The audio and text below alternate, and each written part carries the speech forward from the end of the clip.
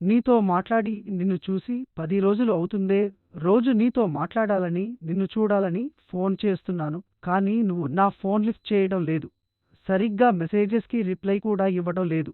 ఏంటి అని అడిగితే టైం లేదు అంటావు. సరే బిజీగానే ఉన్నావు. ఈ 10 రోజులలో కనీసం 10 నిమిషాల టైం కూడా దొరకలేదనే నిన్ను ఎంత మిస్ అవుతున్నానో తెలుసా? నీకు ఎప్పుడైనా కనీసం ఒక్కసారి అయినా అయ్యో! ఇవాళ మాట్లాడలేదు. రేపు మర్చిపోకుండా తనతో మాట్లాడాలి అనుకున్నావానే? ఎందుకే ఇలా చేస్తున్నావు?